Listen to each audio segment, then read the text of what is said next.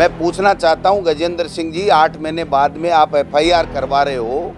आप उस वक्त बिल्ली को देख के चूहा जैसे बिल में घुस जाता है वैसे कहां घुस गए थे, ये बताने की कृपा करें। नमस्कार, राजनीतिक खबरों के सबसे दिलचस्प ठिकाने में मैं रूपेश मिश्रा आप सभी का स्वागत करता हूं। उपचुनाव से ठीक पहले बोतल से निकला फोन टैपिंग का जिन्न अब सूबे की सियासत में बवंडर मचा रहा है। गजेंद्र सिंह शेखावत की ओर से दर्ज कराई गई एफआईआर के बाद से गोविंद सिंह डोटासरा ने शेखावत पर ताबड़तोड़ हमले बोले हैं। उसके जवाब में कटारिया ने भी डोटासरा पर पलटवार किया है। क्या है पूरा मामला और कैसे फोन टैपिंग को लेकर सूबे की सियासत तल्ख है, उसे विस्तार से समझने के लिए देखिए हमारी खास रिपोर्ट। राजस्थान की सियासत में फोन टैपिंग का जिन्न एक बार फिर खलबली मचा रहा है।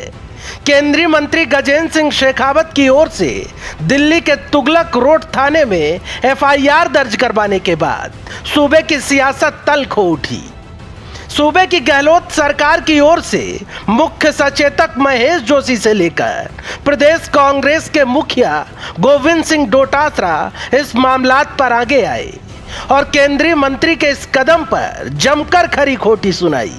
डोटासरा ने कहा कि मुख्य सचेतक की ओर से एफआईआर दर्ज कराई गई थी और माननीय केंद्रीय मंत्री गजेंद्र सिंह जी से वॉइस सैंपल के लिए निवेदन भी किया गया था।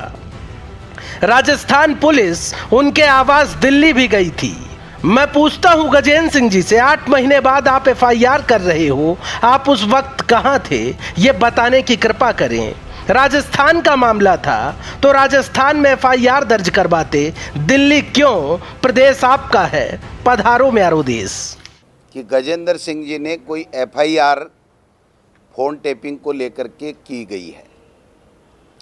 उनके द्वारा कराई गई एफआईआर पूरे तरीके से राजनीतिक षड्यंत्र के तहत अपने आप को बचाने के लिए निश्चित रूप से उनके जो सरकार गिराने के षड्यंत्र थे, उस वक्त में जिस प्रकार की सूचना राजस्थान की पुलिस को मिली थी और जो मुख्य सचेतक महोदय द्वारा एफआईआर दर्ज कराई गई थी और माननीय केंद्रीय मंत्री गजेंद्र सिंह जी से वॉइस सैंपल के लिए निवेदन किया गया था, राजस्थान की पुलिस दिल्ली उनके आवास भी गई थी। मैं पूछना चाहता हूं गजेंद्र सिंह जी, 8 महीने बाद में आप एफआईआर करवा रहे हो। आप उस वक्त बिल्ली को देख के चूहा जैसे बिल में घुस जाता है वैसे कहां घुस गए थे, ये बताने की कृपा करें। मैं माननीय मंत्री महोदय से कहना चाहता हूं कि आइए, अभी भी एसीबी आपका इंतजार कर रही है, आप अपना वॉइस सैंपल दीजिए। अभी मैंने जब ट्वीट किया तो उन्होंने अलग से ट्वीट किया कि वो एफआईआर लग गई है, एसीबी में मुकदमा चला गया है। एफआईआरें लगती हैं, वापस भी खुलती हैं, धाराएं हटती हैं, वापस भी जुड़ती हैं। तथ्य होने चाहिए और तथ्य हमारे पास में हैं, तभी तो आप छुपते घूम रहे हो। वरना राजस्थान की एसीबी को आकर के कहिए कि बोलिए मेरे से कौन सा वॉइस सैंपल ले रहा है। अब भी वक्त है, उनको वॉइस सैंपल देना चाहिए, लेकिन वो केवल माहौल बना करके प्रजातांत्रिक रूप से चुनी हुई सरकार को गिराने का षड्यंत्र में जब वो बेनकाब हो गए तो आपने वो जो काला चेहरा है उसको छुपाने के लिए प्रयास कर रहे हैं और हो सकता है दोबारा कोई षड्यंत्र कर रहे हों। डोटासरा ने प्रेस वार्ता बुलाकर गजेंद्र सिंह पर हमला बोला तो नेता प्रतिपक्ष गुलाब चंद कटारिया पलटवार करने के लिए आगे आए।